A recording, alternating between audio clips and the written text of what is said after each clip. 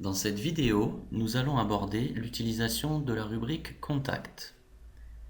Sur le portail Office 365, cliquez sur la zone centrale sur Contact ou bien dans le ruban supérieur sur Contact pour accéder à vos carnets d'adresses. L'interface est toujours en 3 parties.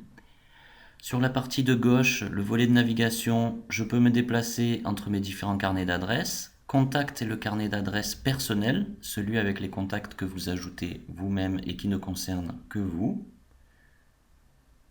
Et en dessous, le carnet d'adresses de votre organisation. Si je vais sur tous les utilisateurs, All Users, je retrouve tous les utilisateurs de la Montpellier Business School. Si je vais sur tous les groupes de distribution, je vais retrouver tous les groupes utilisés dans mon entreprise. Je reviens sur mes contacts personnels.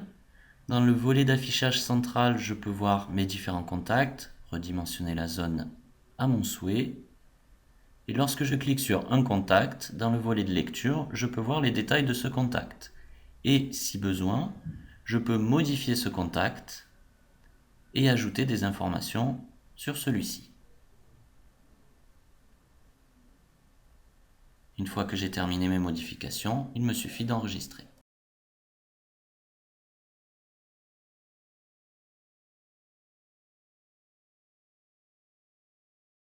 Si je souhaite ajouter un nouveau contact, je clique en haut à gauche sur Nouveau. Je peux créer un contact ou un groupe de contacts pour faire des envois de messages groupés.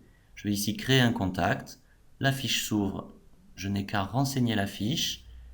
Prénom, nom de la personne, adresse de messagerie au minimum, mais je peux ajouter son téléphone, des notes sur ce contact, ses numéros de bureau, son adresse, etc., etc.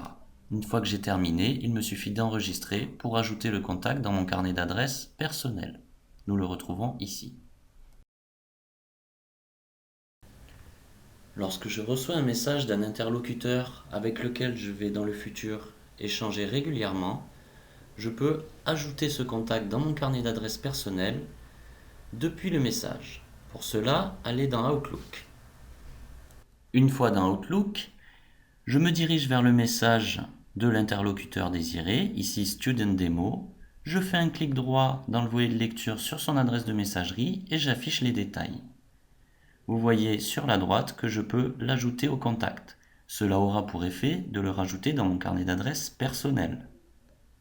Je vais donc cliquer sur Ajouter au contact. La fiche avec prénom, nom et adresse de messagerie se met en place. Je peux compléter et enregistrer pour l'ajouter à mes contacts. Je retrouve bien l'utilisateur Student Demo dans mes contacts personnels. Pour terminer la partie Contact, nous allons voir comment accéder à Link en version web. Lorsque vous êtes dans vos contacts et que vous cliquez sur un contact qui dispose de Link, vous pouvez lui envoyer un message instantané avec cette icône. Lorsque vous cliquez sur cette icône, la fenêtre de Link en version web va s'ouvrir. Il vous suffit de taper votre message.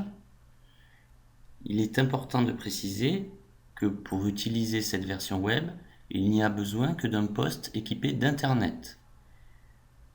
Comme je suis en train de l'écrire dans le message, il n'y a pas besoin d'avoir le link en client riche installé sur votre poste. Cela peut donc être depuis un poste public.